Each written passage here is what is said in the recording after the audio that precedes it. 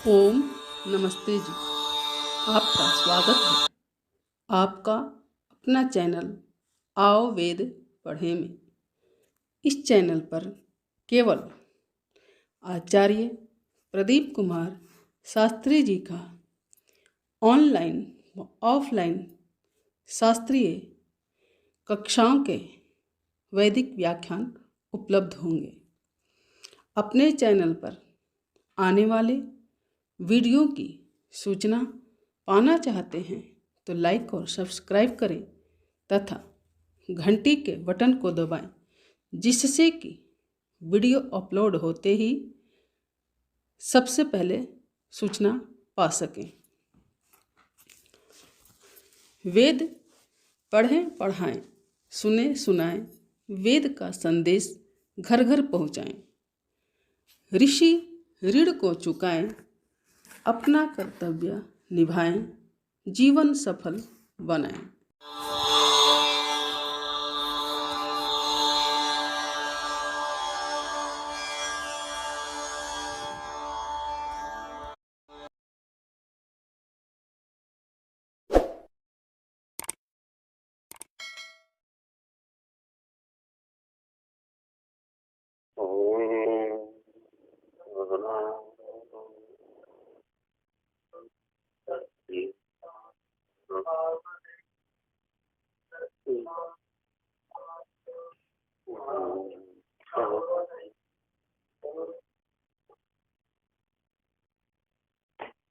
लक्ष्मी शब्द को दिखा दिया। सरस्वती पर भी विचार हो गया था। इस सर का मतलब है ज्ञान, और विविध ज्ञान, विविध प्रकार का ज्ञान जिस स्थिति के पास है, चेतन सत्ता के पास है, वो सरस्वती। इसलिए सन्यासी के साथ भी सरस्वती शब्द लगाते हैं, क्योंकि जिस स्थिति में संन्यास लिया जाता है वहाँ हर प्रकार की परिपक्वता उसके पास है। आध्यात्मिक भी, शास्त्रीय भी, बाह्य सांसारिक भी।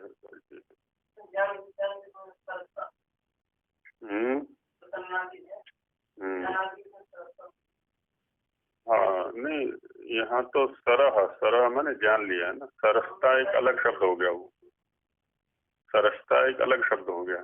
सरस होना, रसेन सह सरसा, वो एक अलग शब्द हो गया।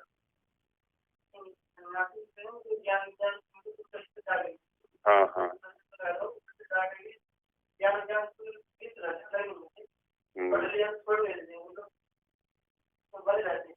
हाँ, नहीं, ज्ञान की एक तो स्थिति आरंभिक स्तर पर है, ब्रह्मचारी के, गृहस्थ के स्तर पर है, फिर वानप्रस्थ के, एक सन्यासी के स्तर पर है। तो सन्यासी के स्तर पर क्या है ना, परिपक्व है, क्योंकि वो 4 स्तरों से निकल चुका है, 3 स्तरों से। तो इसलिए उसको सरस्वती कहा है। क्या चीज?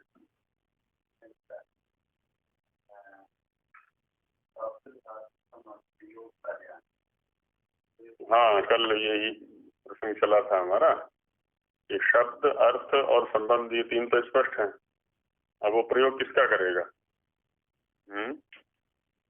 शब्द का भी प्रयोग करता है और अर्थ का भी प्रयोग करता है।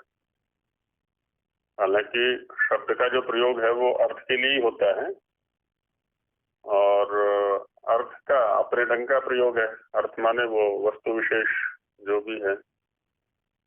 तो प्रयोग तभी कर पाएगा जब वो शब्द का भी ध्यान रखता होगा, अर्थ का भी ध्यान रखता होगा, और उन दोनों के संबंध का भी ध्यान रखता होगा, तभी प्रयोग कर पाएगा। तो स्वभावतः ही चौथी वस्तु हो जाती है जो प्रयोग है। अर्थ भी 2 स्तर पर होता है, एक बौद्धिक स्तर पर होता है और एक बाह्य स्तर पर होता है जो व्यावहारिक है। और सारे अर्थ व्यावहारिक स्तर पर हो, मेरी दृष्टि से माने प्रयोक्ता की दृष्टि से, ये आवश्यक नहीं है। अधिकतम जो व्यवहार है इसके बौद्धिक अर्थ की सत्ता पर ही चला करते हैं। शाब्दिक व्यवहार, जो अर्थ की जो बुद्धिस्थ स्थिति है, बौद्धिक स्थिति है ना, तो उन्हीं के आधार पर ये बहुत सारे व्यवहार किया करता है। जब हम अर्थ तक पहुंच जाते हैं तो उसको हम यथार्थ बोल देते हैं, फिर ये रहता है।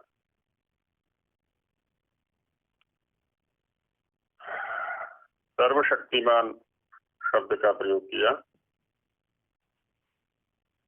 सर्वाः शक्तयो विद्यन्ते यस्मिन् स सर्वशक्तिमान ईश्वर। अब ये भी अर्थ निर्वचन है।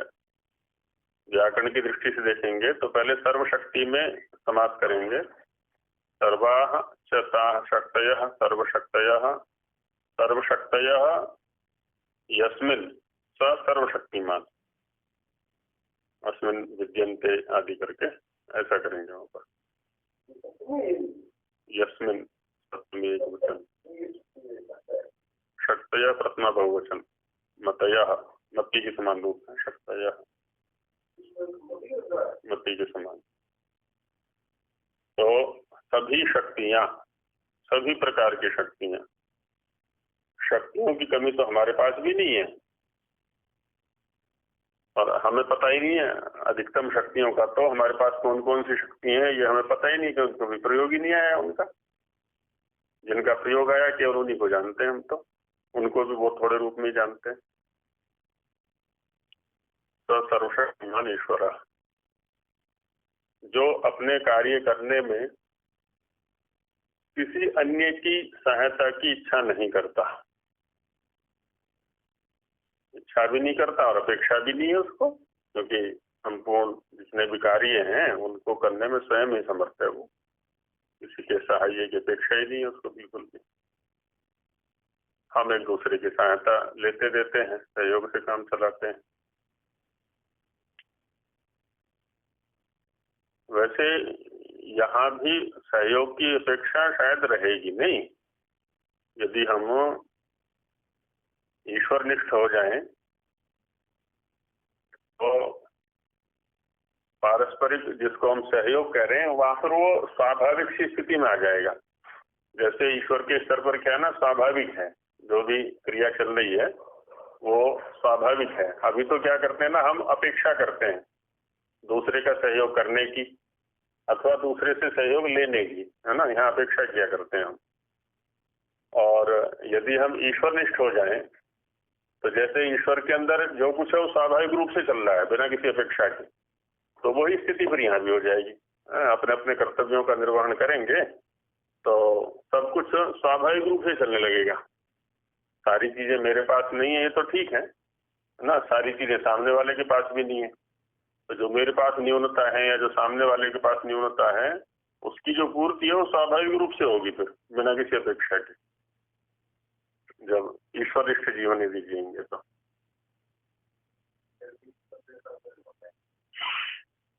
लेकिन बीच में से जो अपेक्षाएं है ना वो हट जाएंगी, जो दुख का कारण है।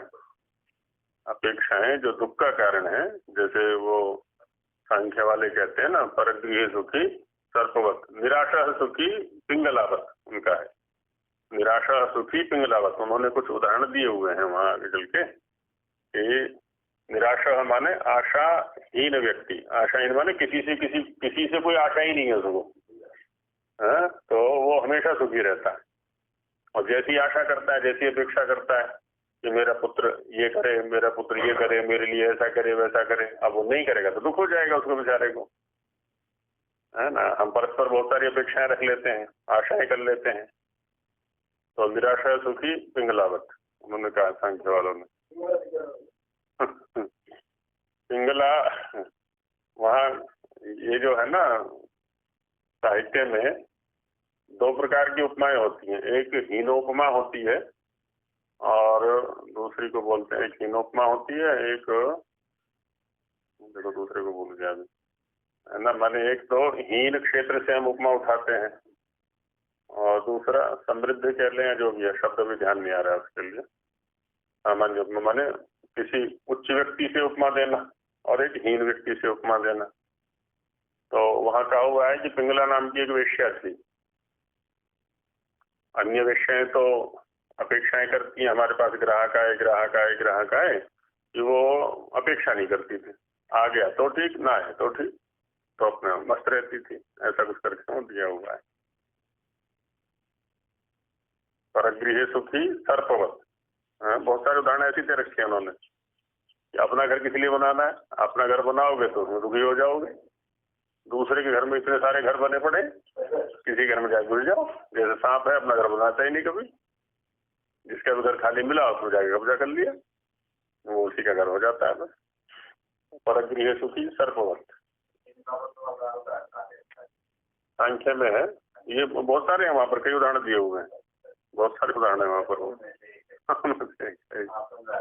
हाँ हाँ हाँ, वो हीनोपमा है, हीनोपमा है। पिंगला से कुछ नाड़ी भी ले लेते हैं, पिंगला नाड़ी, और वो क्योंकि होता है क्या है ना, हम एक सूक्ष्म तत्व को समझाने जा रहे हैं, सूक्ष्म तत्व को समझाने के लिए स्थूल उदाहरण ही लिया जाता है हमेशा।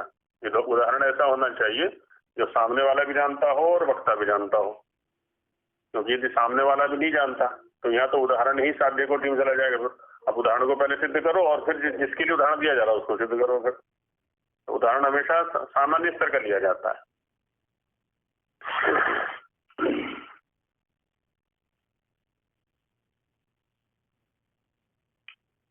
तो अपने ही सामर्थ्य से अपने सब काम पूरा करता है, सारे काम अपने सामर्थ्य से पूरा कर लेता है, किसी दूसरे की अपेक्षा ही नहीं है।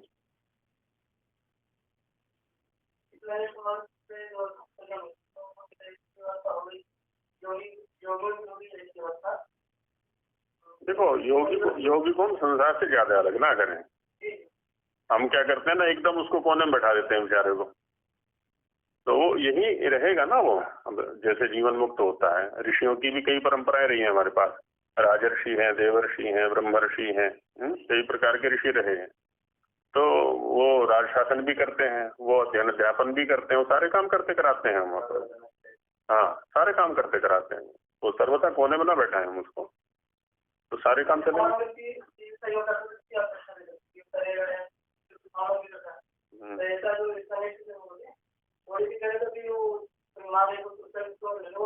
हाँ, स्वभावता प्रवृत्ति हो रही है उसकी, वो स्वभावता, जो कुछ है स्वभावता है, ऐसा नहीं वहाँ कर्तव्य बुद्धि भी नहीं है। कर्तव्य बुद्धि बस हो रहा है। एक जिसको हम स्वाभाविक गति बोल देते हैं, स्वाभाविक गति में और कर्तव्य बुद्धि में अंतर है। कर्तव्य बुद्धि में स्वाभाविक में तो स्वभावता होती है चीजें सारी, वहाँ कर्तव्य मुझे करना है इसलिए नहीं करता हूँ, बस वो होती रहती है, वहाँ पर प्रवाह से चलता रहता है, उसमें रहता है स्वभाव में। ऐसा कह सकते हैं थोड़ी देर के लिए। हाँ हाँ हाँ हाँ हाँ, ऐसा कह सकते हैं, और स्वभाव से ही प्रवृत्ति हो रही है वहाँ पर।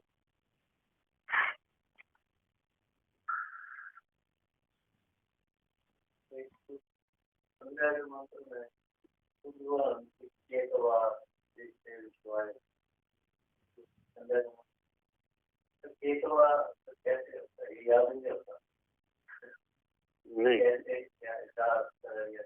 अर्थ जानना चाह रहे हैं इसका। हाँ, केतु शब्द पहले आ चुका है हमारे यहाँ पर भी, तो केतु का ही, जैसे गुरु का बहुवचन बनेगा गुरावह, गुरु गुरु गुरावह, ऐसे ही केतु केतु केतवः, केतु शब्द का ही ये प्रथमा बहुवचन का रूप है। अब ये है कि केतु शब्द से हम क्या लेना चाहते हैं।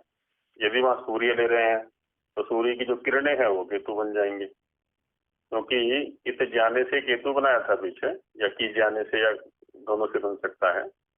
तो जो किसी सूक्ष्म सत्ता का या छिपी हुई वस्तु का जो ज्ञापक पदार्थ है उसको हम केतु बोल देंगे, है ना। जैसे धूमकेतु आया ना शब्द यहाँ पर, तो धूमकेतु माने अग्नि, तो धूम है केतु जिसका, धूम है ज्ञापक जिसका, धूम है लिंग जिसका। धुआं उठ रहा है तो धुएं को देख करके हम अनुमान कर लेते हैं। ऐसे ही किरणें जो है वो सूर्य का ज्ञापक है, सूर्य को नहीं देख पाते हम, लेकिन किरणें हमें बता देती हैं कि सूर्य है या सूर्योदय हो गया है ना। अब कोई व्यक्ति उधर खड़ा हुआ है, वो बोल रहा है, और उसकी वाणी को सुनकर के हम बता देते हैं कि वो अमुक व्यक्ति वहां खड़ा हुआ है, तो जो वाणी है वो केतु बन गई है यहाँ पर।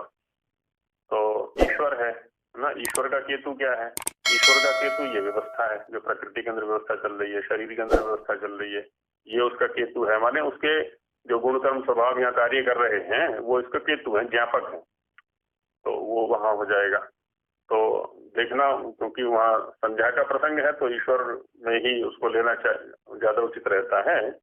तो ईश्वर की व्यवस्था, ईश्वर के जो कर्म है उन्हीं को वहाँ पर केतु कहते हैं।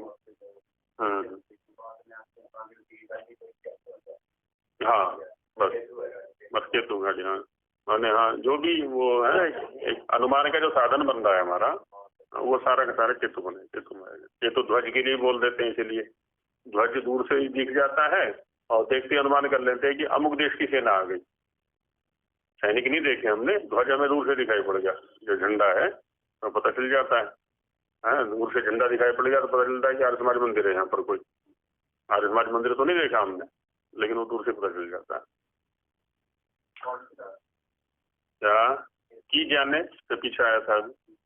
हाँ हाँ वो ज्ञान का साधन है, वो उससे सुनता है।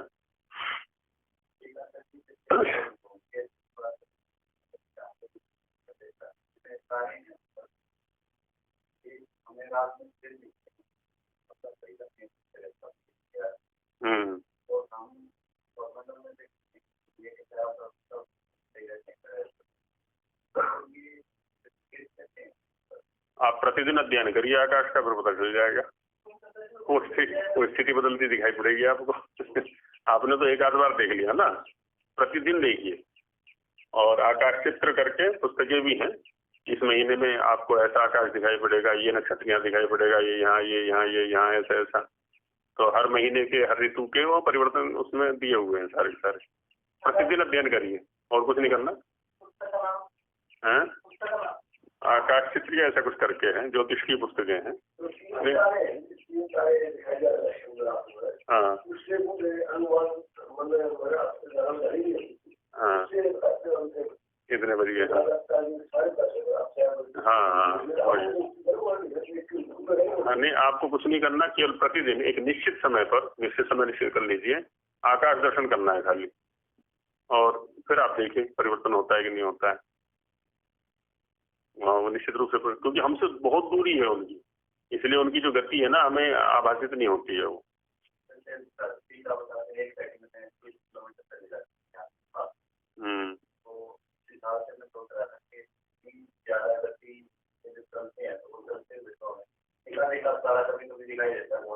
हमें तो पृथ्वी की गति का भी अनुमान नहीं होता, अनुमान ही करते हैं, आभास तो नहीं है ना।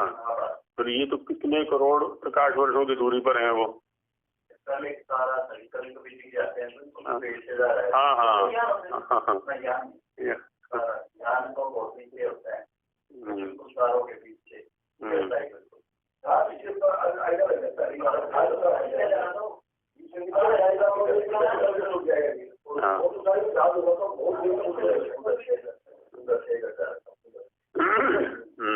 कुछ होते हैं, कभी उल्का पिंड भी होते हैं और कई की चीजें। हाँ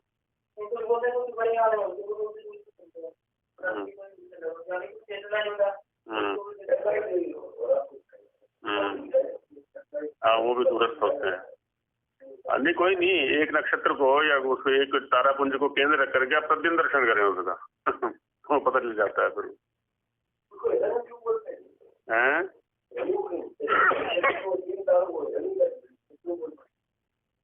वो तो होता क्या है, जो ये राशियों के नाम रखे हुए हैं, नक्षत्रों के नाम रखे हुए हैं, एक काल विशेष में एक आकार विशेष वो ले लेते हैं, बस उनके आकार विशेष जो दिखाई पड़ता है उसी से उसका नाम दे दिया है, बस उसका नाम दे दिया है। बस तो वो है नहीं वहाँ पर, वो दे दिया है।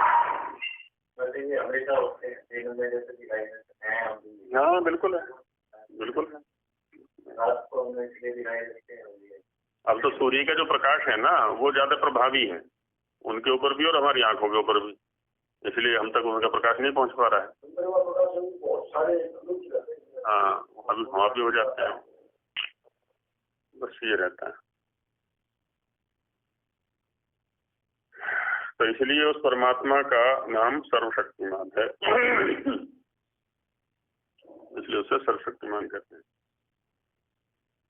न्यायकारी,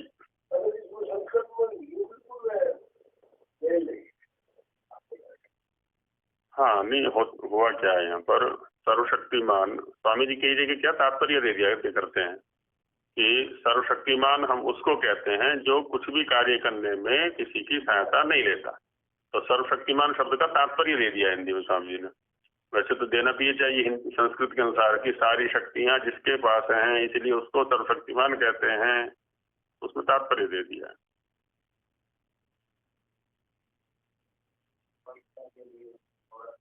हाँ वो है। दूसरा क्या होता है ना, कई बार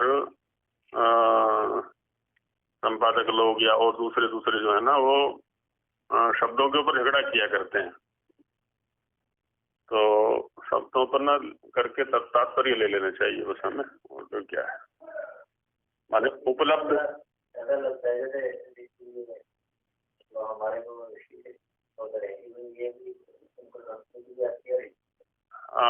वो भी ले सकते हैं। दूसरा सर्वशक्तिमान का प्रयोग ईश्वर में क्यों किया जाता है, वो है मुख्य तात्पर्य क्या है वहां पर, माने सर्वशक्तिमान उसको क्यों कहते हैं और हमें क्यों नहीं कहते। हमारे पास शक्ति है तो हमें सर्वशक्तिमान क्यों नहीं कहते और उसे क्यों कहते हैं। तो यहाँ सामान्य रूप से शक्तिमान उसको कहते हैं कि किसी क्षेत्र विशेष में जो दूसरे की सहायता न लेकर के अपने आप ही काम करता है, तो उस क्षेत्र विशेष की शक्ति उसके पास है। सामान्य रूप से यही कहेंगे हम। मान लिया जाना है किसी को, जाने के लिए किसी साधन की आवश्यकता नहीं है उसको, इसका मतलब गमन शक्ति उसके पास है, सामर्थ्य उसके पास है, इसलिए किसी वाहन की या किसी व्यक्ति विशेष की सहायता नहीं लेता है वो। अब ईश्वर सारे काम स्वयं ही करता है, इसलिए उसको सर्वशक्तिमान कहते हैं। तात्पर्य दिखा दिया। हाँ हाँ वो दिखा।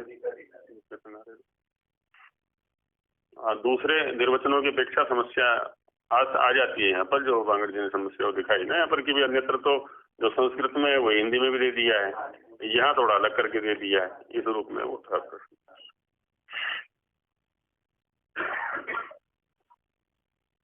न्यायकारी, न्यायकारी में पहले न्याय शब्द को सिद्ध करेंगे। नीय प्रापणे इस धातु से न्याय शब्द सिद्ध होता है। अब स्वामी जी ने यहाँ पर नी धातु से न्याय शब्द को सिद्ध किया है। अष्टाध्यायी में 2 स्थानों पर न्याय शब्द आया है। एक आया है परिन्योर नीनोर द्यूताभ्रेषयो, वहां पर आया है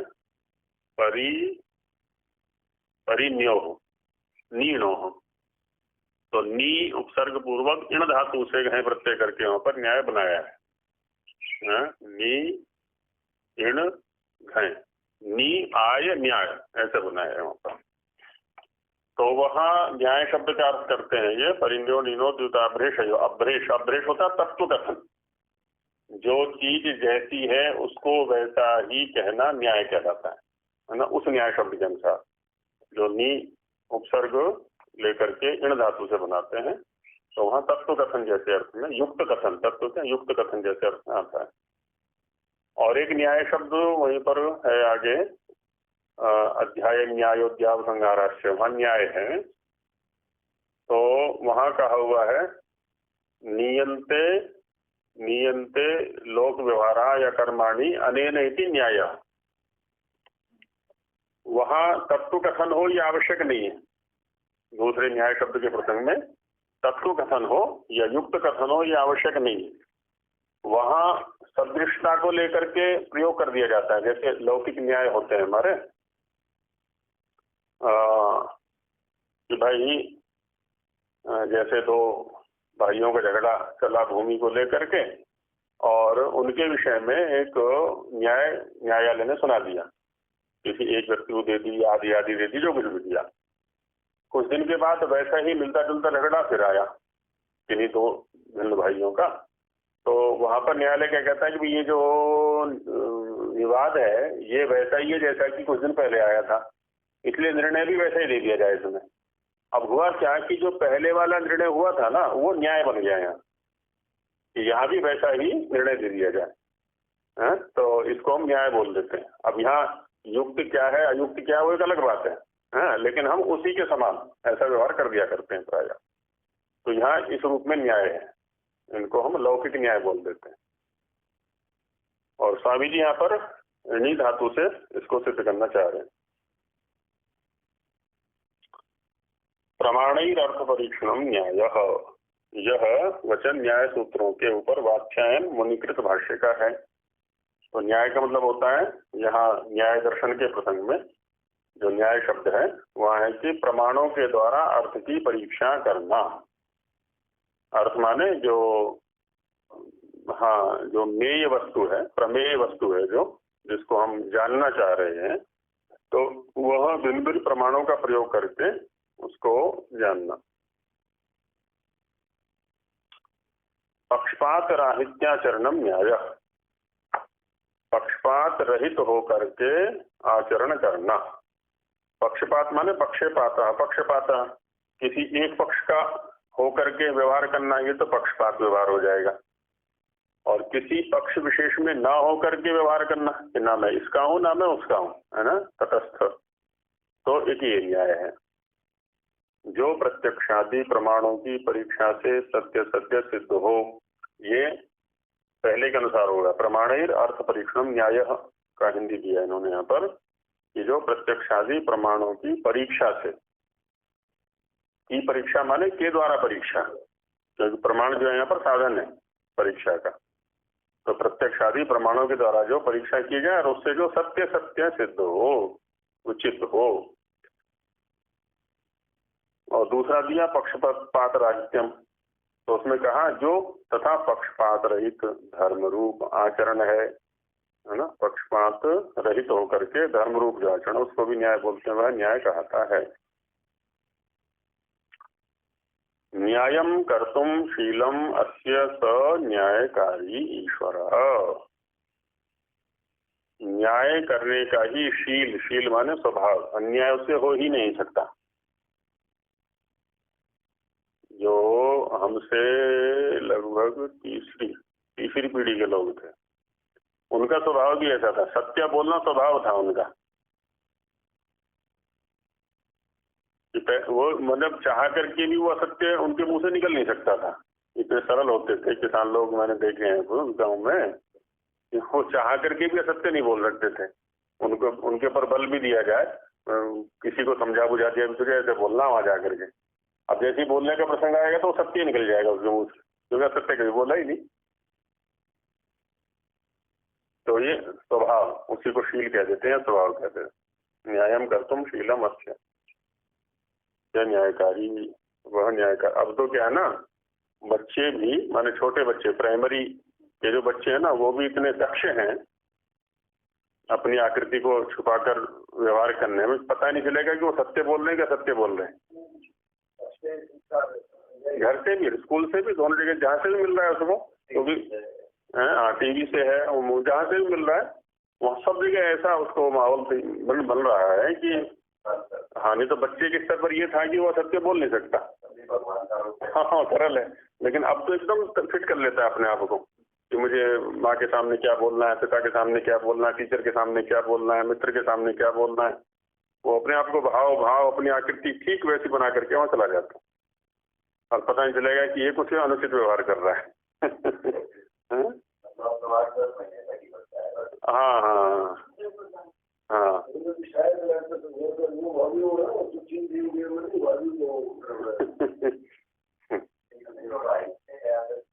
हाँ जी, हाँ जी, रहित, हाँ, रहित शब्द का ही राहित्य बनता है ये। रह त्यागे से रहित बनता है, और रहित से ही राहित्य बनता है बस। हाँ, ये भाव जो रहितस्य भाव राहित्यम, रहित होना, रहित होना, रहित का होना, ऐसे अर्थ है राहित्य।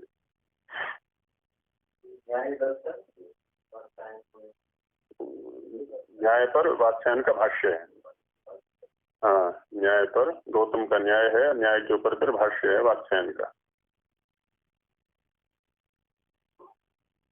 तो शील है, उसका स्वभाव है, जिसका न्याय अर्थात पक्षपात रहित धर्म करने ही का स्वभाव है ना, कभी इस स्वभाव से वो हट नहीं सकता, अलग ही नहीं हो सकता है। में गिनती है, और पंडित जी ने वो बना रखा है काल के हिसाब से, एक देव युग के बाद ऋषि युग के बाद मुनि युग के बाद आचार्य युग, फिर पंडित युग, ऐसा कुछ करके उन्होंने वो युगों में बांटा हुआ है काल को, उसमें दिखा रखा है। वहां से कृत युग से आरंभ करके, कृत युग जो था वो देव युग था, फिर त्रेता में ऋषि युग आया, फिर आगे आगे रात होता चला गया, ऐसा दिखा रहा है।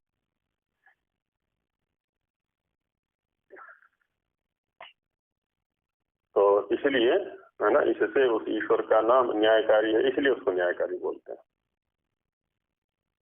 तो न्याय का मतलब वहां तो हो गया कि प्रमाणों से किसी अर्थ की परीक्षा करना, पक्षपात रहित आचरण करना, युक्त कथन करना, जो युक्ति युक्त है।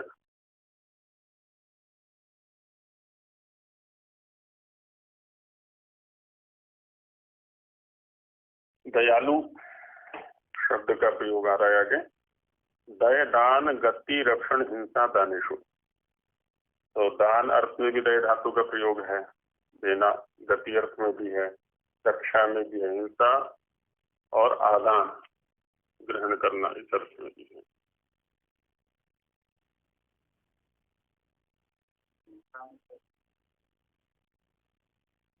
हिंसा अर्थ में भी इसका प्रयोग है, कहाँ प्रयोग है वो देखना पड़ेगा। जब असल में हमारी जो भी क्रिया होती है ना, वो सापेक्ष हुआ करती है हमेशा।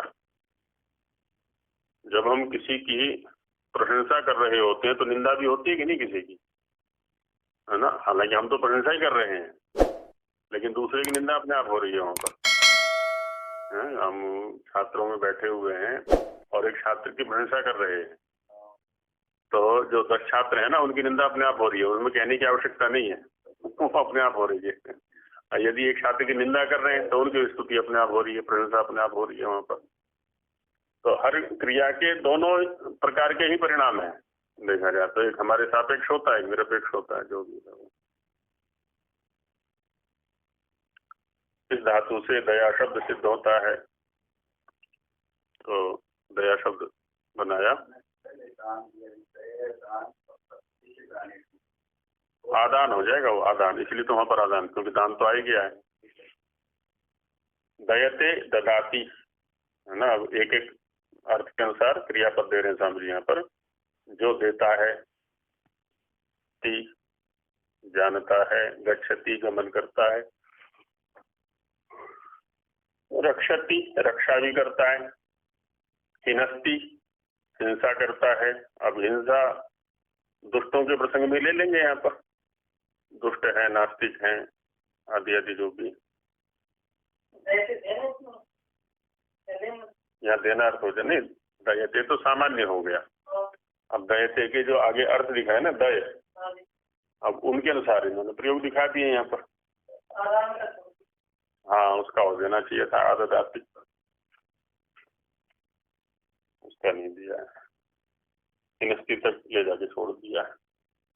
यया सा दया, तो इन सब क्रियाओं को जिस के द्वारा करता है उसको दया कहते हैं, है ना। दया के अंदर ये सारी क्रियाएं अंतर्निहित हैं, ऐसा कह सकते हैं।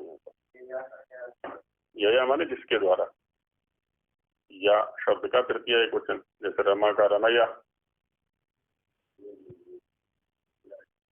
या भी स्त्रीलिंग में।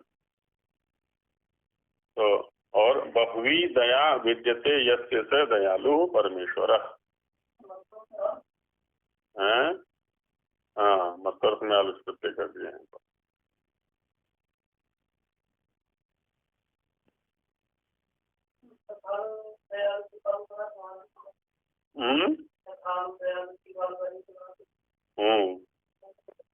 हृदयालु, हृदयाद आलुच वहां पर कहा हुआ है मत्वर्थ प्रकरण में, हृदय शब्द से आलू है, तो उसी से आलुच प्रत्यन्य से भी हो जाएगा फिर वो।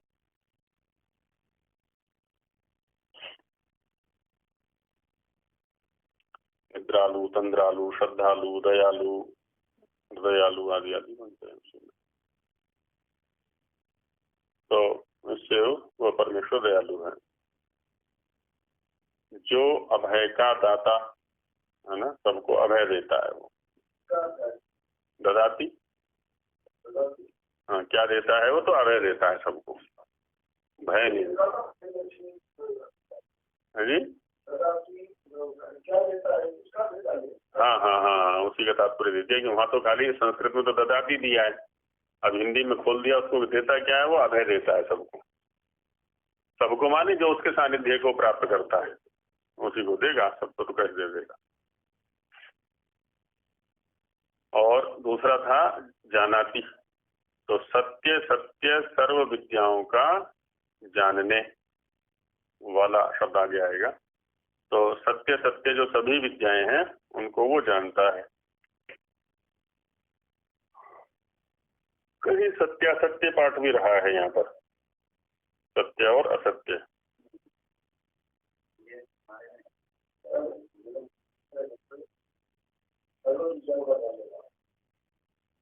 अब ईश्वर के स्तर पर तो असत्य की घटना नहीं घटेगी ना, इसीलिए कर दिया इन्होंने कि सत्य सत्य।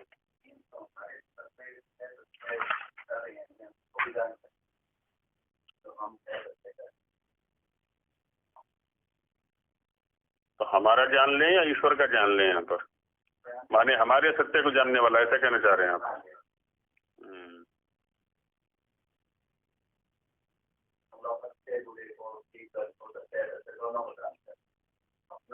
लेकिन आगे आगे है सर्व विद्याओं का जानने। हाँ, सत्य और असत्य सब विद्याओं को जानने वाला है या सत्य सत्य विद्याओं को जानने वाला? सब सत्य विद्या और जो पदार्थ है वहाँ पर भी सब सत्य विद्या ही लिया हुआ।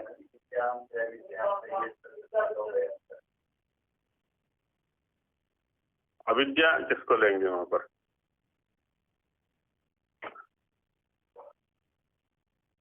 मिथ्या ज्ञान।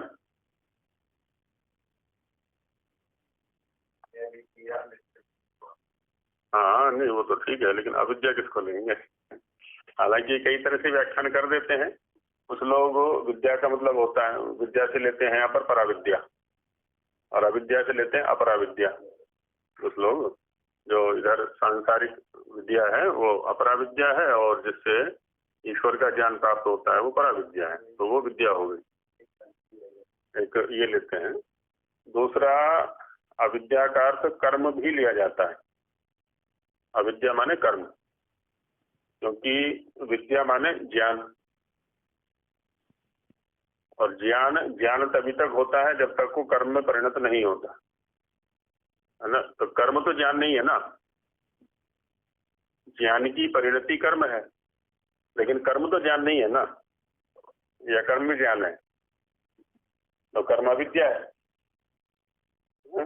विद्या का अभाव वो साधन है।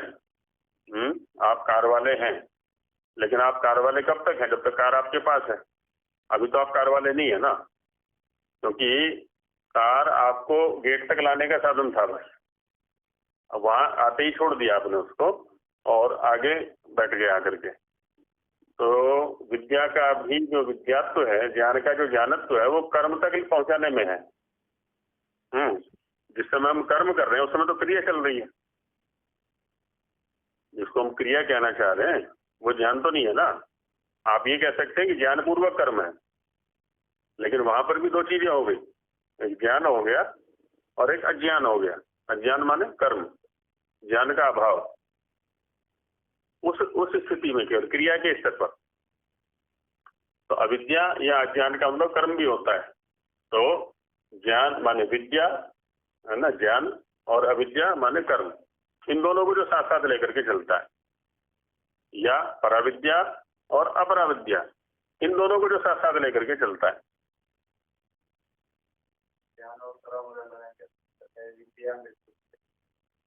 कर्म के द्वारा, ज्ञान के द्वारा, दोनों के द्वारा। देखा जाए तो ज्ञान तो कुछ भी नहीं करेगा। ज्ञान जो भी करेगा, ज्ञान जो है ना एक साधन बनता है खाली कर्म तक पहुंचने का। जब हम ज्ञान पूर्वक कर्म करते हैं तब हमें कुछ उपलब्धि होती है। यदि कर्म नहीं करेंगे, खाली ज्ञान के स्तर पर केवल बुद्धि तक हम करते रहें, तो वहां कुछ भी मिलने वाला नहीं हमें, है ना।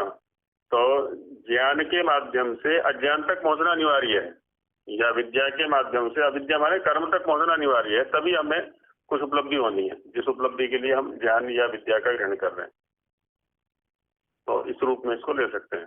तो दोनों चाहिए, दोनों चाहिए।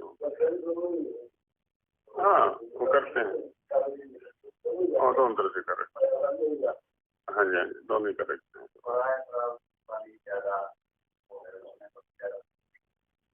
हाँ हाँ, और परा है, वो भी लिया हुआ है।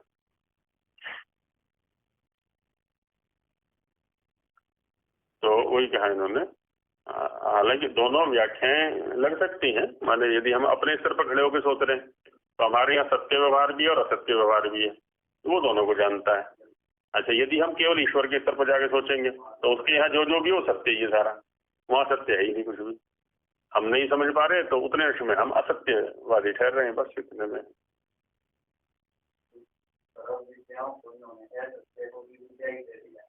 इसलिए तो इन्होंने यहाँ पर सत्य सत्य ऐसा कर दिया ना, सत्य सत्य सर्व विद्याओं का जानने।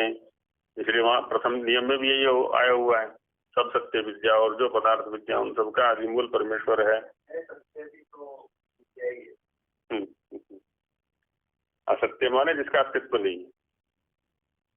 असत्य जो है वो सत्य की चादर ओढ़े बैठा रहता है हमेशा। असत्य का अपना कोई अस्तित्व नहीं होता है। असत्य, असत्य का मतलब होता है अयुक्त व्यवहार, अयुक्त कथन, अनुचित, है ना। माने वस्तुतः वास्तव में उसकी सत्ता है नहीं है?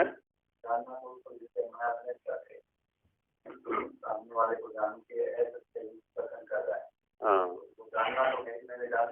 नहीं है क्या, मान लिया यहाँ पर 1 किलो घी रखा हुआ है और एक दुकानदार कह रहा है कि ये देशी घी है, गाय का घी है, उसने हल्दी मिला रखी है उसमें और कह रहा है ये देशी घी है। अब ये देशी घी है, ये इस व्यवहार को हम असत्य कहना चाह रहे हैं। यहाँ पर यही प्रसंग बनेगा ना असत्य व्यवहार का। माने वस्तुतः वो देशी घी नहीं है, उसने तो डालने के अंदर हल्दी मिला के रखा हुआ है गर्म करके। तो हम इस व्यवहार को क्या है, असत्य कहना चाह रहे हैं। तो ये असत्य क्यों है? जब हम ये कह रहे हैं कि यह देशी घी है, यह व्यवहार असत्य है, तो ये असत्य क्यों है? असत्य क्या हुआ कि इसका अप्रसंग में प्रयोग हो रहा है। माने वो देशी नहीं है, वो जो देशी नहीं है उसको देशी कहना। अब देशी अपनी जगह सत्य है और ये भी अपनी जगह सत्य है, ये जो रखा हुआ है सामने ये भी सत्य है, लेकिन इसमें जो अनुचित व्यवहार किया जा रहा है उसका व्यवहार इसमें किया जा रहा है, ये असत्य व्यवहार हो गया। हाँ, ये भी सत्य है, लेकिन उसका व्यवहार इसमें करना ये असत्य हो गया। हाँ हाँ हाँ, तो इस रूप में लगा सकते हैं, लेकिन ये व्यवहार केवल मेरे स्तर पर हो रहा है, ईश्वर के स्तर पर नहीं है। ईश्वर भी तो नहीं, ईश्वर देखिए तो ये जो दो पक्ष उठाए ना, ये 2 पक्ष उठाए हमने जीव के स्तर पर, ईश्वर के स्तर पर नहीं है। ईश्वर के स्तर पर तो ये घी है और ये घी नहीं है, बस यही है। ये तो मैंने व्यवहार किया ना, जो घी नहीं है उसको घी मैं कह रहा हूँ। मिलावट वाला घी है, ऐसा तो ईश्वर जानेगा कि भाई इसमें मिलावट है, उसमें मिलावट। हाँ, तो ये सत्य हो गया, ये दोनों सत्य हो गए। लेकिन जब मैं इसका व्यवहार इसमें कर रहा हूँ, ये तो मैं कर रहा हूँ ना, इसका देशी का व्यवहार विदेशी में कर रहा हूँ या अदेशी में कर रहा हूँ, ये तो मैं कर रहा हूँ, अनुचित व्यवहार मैं कर रहा हूँ, वस्तुतः देशी नहीं है। उसके स्तर पर तो ये जैसा है वैसा है और ये जैसा है वैसा। हालांकि मेरे स्तर पर भी वास्तविक स्थिति है कि मेरे स्तर पर भी ये अलग है, ये अलग है, लेकिन फिर भी मैं इसका व्यवहार इसमें कर रहा हूँ दूसरे को बचाने के लिए। हाँ, जो भी है ना। इसी प्रकार से जैसे एक अनर्थक शब्द का प्रयोग किया जाता है कि क्यों अनर्थक शब्दों का प्रयोग करते हो, है ना। अब ये देखा जाए तो ये वाक्य ही अनर्थक है, क्योंकि कोई शब्द कभी अनर्थक हो ही नहीं सकता। कोई भी शब्द यदि शब्द है तो अर्थ अवश्य रहेगा वहां पर, कोई भी शब्द कभी अनर्थक नहीं हो सकता। तो अनर्थक शब्द का प्रयोग करते हैं, अनर्थक शब्द का प्रयोग कब करते हैं हम? माने जिस शब्द का आप इस प्रसंग में प्रयोग कर रहे हैं उस शब्द को कहने का ये प्रसंग नहीं है, इसलिए वो अनर्थक है। हाँ, नहीं, वो एक अलग बात होगी। जैसे मैं कहूँ कि आपने पीली शर्ट क्यों पहन रखी है, अब पीली शर्ट क्यों पहन रखी है? आपने तो नीली शर्ट पहनी हुई है, तो पीली शर्ट क्यों पहन रखी है? ये वाक्य इस प्रसंग में अनुचित हो गया, ये अनर्थक है। बाकी ऐसा नहीं कि पीली शर्ट होती ही नहीं।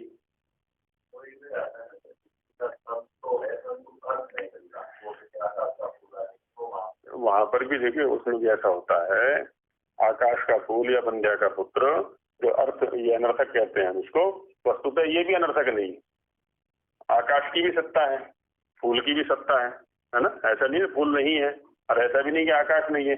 इन दोनों का संयोग नहीं है। जैसे हम गुलाब का फूल कहते हैं, चमेली का फूल कहते हैं, है ना? आकाश की अपनी सत्ता है, ऐसी वंध्या की अपनी सत्ता है, बांझ स्त्री की, और पुत्र की अपनी सत्ता है। इन दोनों का संबंध नहीं है, संबंध का अभाव है वहां पर। इसलिए कोई कहे कि मैंने वंध्या के पुत्र को देखा, हाँ, संबंध गलत होगा। इन दोनों शब्द आपस में मिल नहीं सकते, है ना? इस रूप में अनर्थकता हो गई इसके बाद। तो बहुवी, है ना? बहुत सारी, बहुत सारी क्या अनंती कहना चाहिए उसको भी।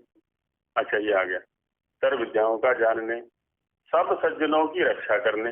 अगला पत्ता रक्षति, गच्छति को छोड़ दिया स्वामी जी ने यहाँ पर, है ना? जानाति के बाद रक्षति पर आ गया है। तो सब सज्जनों की रक्षा करने, जितने भी सज्जन हैं, सज्जन, सज्जन माने जो है सो है, तो उनकी रक्षा अपने आप होगी। समस्या वहां, असज्जन वो वहां हो जाते हैं जहां हम जो हैं वो नहीं रहते, माने हम दिखना कुछ और चाहते हैं और होते कुछ और हैं, तो हम असज्जन कोटि में चले जाते हैं।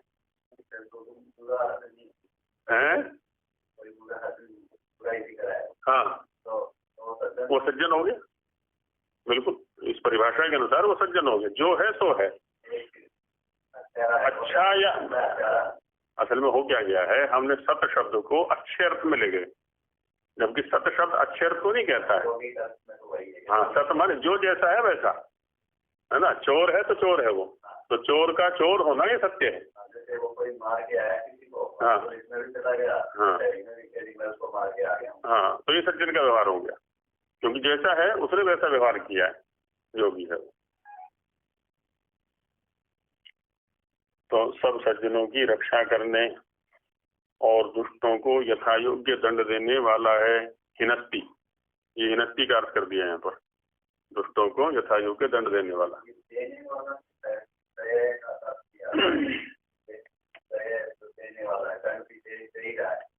हाँ हाँ, बाकी उसका अलग कर दिया था ना, अभय का देने वाला, अभयदाता।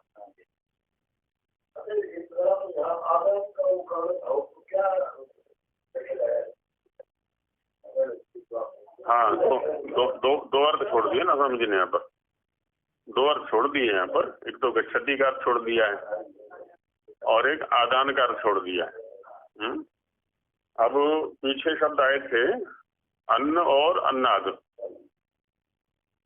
अब अन्न और अन्नाद, वो अन्न भी है और अन्नाद भी है, ऐसे हम भी अन्न भी हैं और अन्नाद भी हैं, है ना? सापेक्ष बुद्धि से। तो जब हम अन्नाद बनते हैं तो दूसरे का ग्रहण कर रहे होते हैं हम, है ना? तो वैसे यहाँ पर भी लगा लेंगे हम कि जो कुछ वो लेता है तो हमसे, हालांकि लेना देना आदि जितनी भी क्रियाएं हैं, इनका व्यवहार हम अपने स्तर पर कर रहे हैं, वहां कुछ लेना देना है नहीं, जो कुछ भी स्वाभाविक चल रहा है वो तो, है ना? तो प्राणियों को लेता है, प्राणियों के कर्म क्या लेगा वो, कर्म के अनुसार फल देना है। कर्म के अनुसार फल देने का मतलब क्या हुआ है जी? हाँ हाँ, ईश्वर के लेवल पर लेना है यहाँ पर, है ना? हाँ, प्रलय के स्तर पर, प्रलय के स्तर पर, हाँ। अब ये भी व्यवहार हमारे स्तर पर है, हालांकि वहाँ तो कोई लेना देना है ही नहीं। हाँ हाँ हाँ, जो भी है, गच्छति तो व्याप्ति, सर्वत्र प्राप्त है, वो सर्वत्र गया हुआ है, ऐसा ले लेंगे।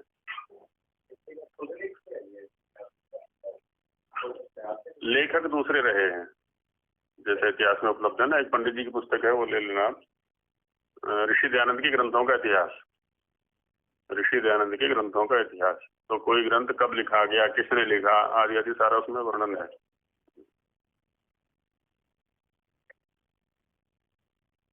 दुष्टों को यथायोग्य दंड देने वाला है। इससे परमात्मा का नाम दयालु है, इसलिए वो दयालु कहलाता है। जब हम दयालु शब्द का अर्थ बड़ा ही संकुचित सा कर लिया करते हैं, है ना। दयालु माने उचित या अनुचित, दोनों प्रसंगों में प्रयोग करते हैं दयालु शब्द का। तो उसके ऊपर दया कर दी।